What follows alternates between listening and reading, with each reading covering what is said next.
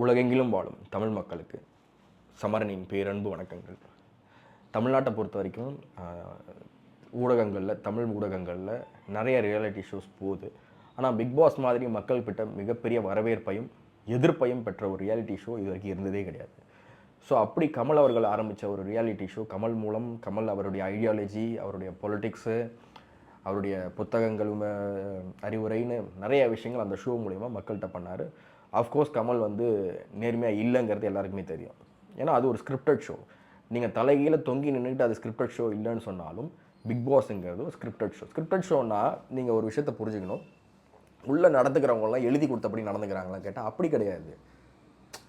ஒரு series of actions இருக்குது இல்லையா, இந்த ரவுண்டில் இதை தான் பண்ணணும், நீங்கள் இந்த ரவுண்டில் இதை தான் பண்ணணும், ஒரு டைரக்ஷன் டீம் சொல்லுவாங்க. அதை அவங்க ரியாலிஸ்டிக்காக தான் பண்ணுவாங்க. அதில் எந்த நாடகமும் இருக்காது. சரிங்களா? ஸோ நம்ம ஆளுங்க என்ன நினச்சிக்கிறாங்க, இது ஒரு ஸ்கிரிப்டட் ஷோ அப்படின்னாக்க உள்ளே எல்லாமே பொய்யா நடந்துக்கிறாங்க போலன்னு இருக்குது. அப்படி கிடையாது. ஒரு ரவுண்டு இருக்கும், அந்த ரவுண்டில் நீங்கள் இப்படி தான் நடந்துக்கணும்னு ஒரு இன்ஸ்ட்ரக்ஷன் கொடுப்பாங்க, அவங்க அதன்படி நடந்துப்பாங்க. ஆனால் உள்ளே நடக்கிற சம்பவங்கள் தான் உண்மை தான்.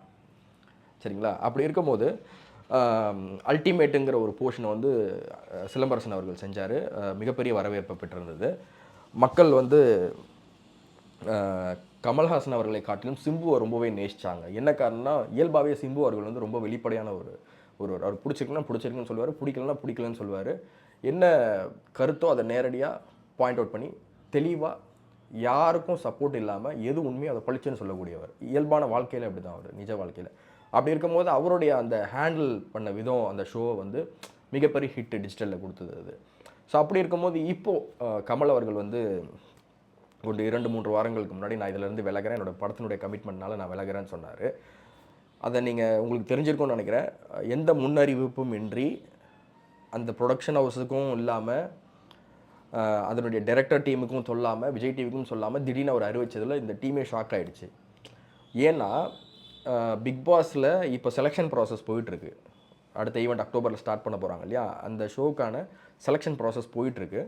யாரெல்லாம் உள்ளே பார்ட்டிசிபெண்ட்ன்ற அந்த ப்ராசஸ் போய்கிட்டுருக்கு. அடுத்து நயன்தாராவா, சிம்புவா, விஜய் சேதுபதியா, ஆர்யா, இந்த மாதிரி நிறையா பேச்சு போயிட்டுருக்கு இல்லையா. பட் நான் என்ன சொல்கிறேன் அப்படின்னாக்கா, இறுதியாக அவங்க ஃபைனல் பண்ணியிருக்கிறது விஜய் சேதுபதி அவர்களை.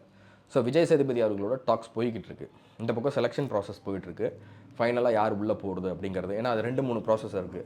பர்சனல் இன்டர்வியூ இருக்குது, சைக்கலாஜிக்கல் டெஸ்ட் இருக்குது, பர்சனல் இன்டர்வியூ இருக்குது, ஹெல்த் செக்கப்ஸ் இருக்குது, ஒரு 4-5 ரவுண்டு இருக்குது. அதெல்லாம் தாண்டி தான் நீங்கள் வந்து செலெக்ஷன் ப்ராசஸ்க்கே போக முடியும். அப்படிங்கிறப்போ பர்சனல் ப்ரொஃபைல் பேக்ரவுண்ட் வெரிஃபிகேஷன் இருக்குது. அது இல்லாமல் எல்லா நாட்டையும் நீங்கள் கவர் பண்ணுற மாதிரி இருக்கணும்.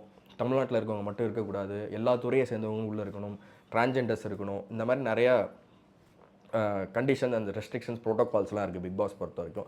அந்த ஷோவை நடத்துறது ஒன்றும் அவ்வளோ ஈஸி கிடையாதுங்க. உள்ள டெக்னிக்கல் டீமில் என்னுடைய நண்பர்கள் இருக்காங்க, ஸ்கிரிப்டிங் டீமில் என்னோடய நண்பர்கள் இருக்காங்க, டைரக்ஷன் டீமில் என்னோடய நண்பர்கள் இருக்காங்கன்றனால ஓரளவுக்கு என்னால் அந்த ஷோவை பற்றி சரியாக கணிக்க முடியும். மற்ற ஷோ ஹேண்டில் பண்ணுற மாதிரி பிக் பாஸை ஹேண்டில் பண்ண முடியாது. ஃபஸ்ட்டு பிக் பாஸ் அப்படிங்கிறது ஒரு சைக்கலாஜிக்கலான ஒரு ஒரு சைக்கலாஜிக்கலாக உங்களை நீங்கள் யாருன்னு பரிசோதிச்சுக்கிற மாதிரியான ஒரு ஷோ. சர்வசாதாரணமாக எல்லாருமே உள்ளே போயிட முடியாது. அப்படி போனவங்களில் 2 நாளில் அங்கேருந்து திருச்சி ஓடி வந்தவங்களாம் உங்களுக்கு தெரியும், செவிரேறி வச்சவங்களாம் உங்களுக்கு தெரியும். ஸோ பிக் பாஸுங்கிறது ஒரு ரியாலிட்டி ஷோ தான், but scripted base, round wise அது மாறும். அதை நீங்கள் புரிஞ்சுக்கணும். ஸோ இந்த வாட்டி இந்த ஷோவை பண்ண போகிறது விஜய் சேதுபதி அப்படிங்கிறது ஓரளவுக்கு உறுதியாயிடுச்சு. பேச்சுவார்த்தைகள் போயிட்டுருக்கு. ஏன்னா பிக் பாஸ் ஷோவை பொறுத்த வரைக்கும் எல்லா நாளும் கமல் வந்து ஷூட் பண்ண மாட்டார். அதை நீங்கள் புரிஞ்சுக்கணும். வீக்லி ஒன்ஸ் தான் வருவாங்க. ஒன்ஸ் வந்துட்டு அந்த ஷோட்டுக்கான எபிசோடு, சாட்டர்டே சண்டேக்கான எபிசோடில் ஒரே நாளில் ஷூட் பண்ணி கொடுத்துட்டு போயிடுவாங்க. சரி, வீக்லி ஒன்ஸ் வந்தால் போதுமானது. ஸோ அந்த ஷோக்கே கமல் வந்து ஒரு மிகப்பெரிய தொகை வாங்கிட்டு இருந்தார். அந்த ஒரு நாள், வாரத்தில் ஒரு நாள் வர்றதுக்கு. அந்த ஒரு நாள் மட்டும்தான் முக்கியமான டைரக்டர் டீம் எல்லாமே டெல்லி, பாம்பேலேருந்து சென்னை வருவாங்க. வந்துட்டு அந்த எபிசோடை முடிச்சு கொடுத்துட்டு போயிடுவாங்க. மற்ற நாள்லாம் யூஸ்வலாக இங்கே இருக்க டீமே அதை ஹேண்டில் பண்ணிவிடுவாங்க.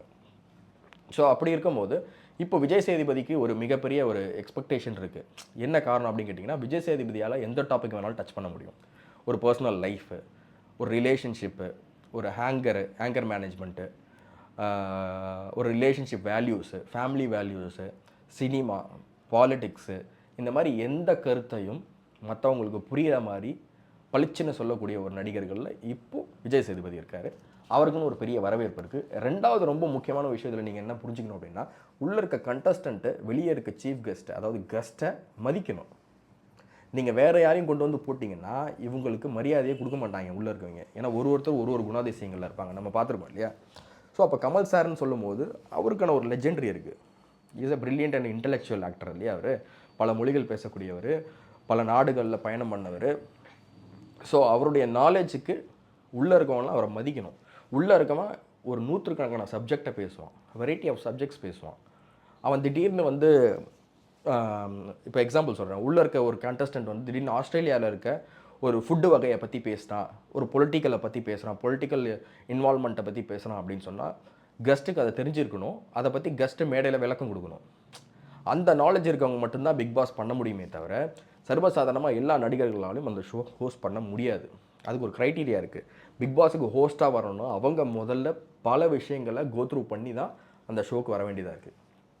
ஸோ அப்படிங்கிறப்போ ஓரளவுக்கு கமலுக்கு அப்புறம் ஒரு இன்டெலெக்சுவல் ஆக்டர்ஸ் லிஸ்ட்டில் பார்த்தீங்கன்னா விஜய் சேதுபதி இருக்கிறதுனால, ரெண்டாவது மக்கள் அவரை விரும்புகிறாங்க, அவர் முதல் மிகப்பெரிய மரியாதை வச்சுருக்காங்க. அப்படிங்கிறனால உள்ளே இருக்கவனும் இவரை மதிப்பாங்க, இவர் வந்தால் ஒரு பயம் வரும், ஒரு மரியாதை வரும், இவர் சொன்னால் கேட்டுப்பாங்கன்ற ஒரு ஒரு அட்டென்ஷன் சீக்கிங் இருக்கணும், ஒரு ரெஸ்பெக்ட் இருக்கணும், ஒரு மியூச்சுவல் அண்டர்ஸ்டாண்டிங் இருக்கணும். அப்படி இருக்கிறவங்க மட்டும்தான் அந்த ஷோ ஹோஸ்ட் பண்ண முடியும். அப்படிங்கிறதுனால விஜய் சேதுபதி பேச்சுவார்த்தை போய்கிட்டு இருக்கு.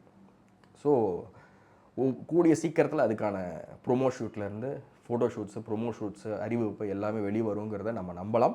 இன்னொருத்தவங்க கூடயும் டாக்ஸ் போய்கிட்டு இருக்கு, அதுவும் இல்லைன்னு சொல்ல முடியாது. 2 பேரை ஃபைனல் பண்ணியிருக்காங்க. இன்னொருத்தவங்க வந்து 50-50 தான் வச்சுக்கோங்களேன். ஆனால் விஜய் சேதுபதி அவர்கள் தான் ஹோஸ்ட் பண்ணுவாருங்கிறத ஓரளவுக்கு நம்ம உறுதி செஞ்சுக்கலாம். அதே மாதிரி இந்த வாட்டி வந்து கண்டஸ்டன்ஸ்லேயும் பார்த்தீங்கன்னா நிறைய சேஞ்சஸ் இருக்கும். யூஸ்வலாக இருக்க பேட்டர்ன் மாதிரி இருக்காது. ஷோஸினுடைய ரவுண்டும் ஓரளவுக்கு தெலுங்கில் நடக்கிற மாதிரியே தமிழில் இருக்கும், மலையாளத்தில் நடக்கிற மாதிரியே தமிழில் இருக்கும். அப்படிலாம் இல்லாமல் இந்த வாட்டி தமிழில் கொஞ்சம் யூனிக்காக பண்ணுறதுக்கான எல்லா வேலைப்பாடுகளும் போய்கிட்டு இருக்கு. இதுக்கு முன்னாடி நடந்த ஷோஸில் என்னென்ன ஃபால்ட் இருந்துச்சோ, ப்ராப்ளம் இருந்துச்சோ, அது எல்லாமே இந்த வாட்டி சரி செய்கிறதுக்கு எல்லா முயற்சிகளும் எடுத்திருக்காங்க. நாம் நம்மளுடைய ஜனநாயகன் நியூஸ் மீடியாவில் பிக் பாஸ் சம்மந்தமான எக்ஸ்க்ளூசிவ் யூனிக் கண்டென்ட்டை நம்ம டச் பண்ணுவோம். விருப்பப்படுறவங்க தாராளமாக நம்மளை ஃபாலோ பண்ணிக்கலாம். தேங்க்யூ.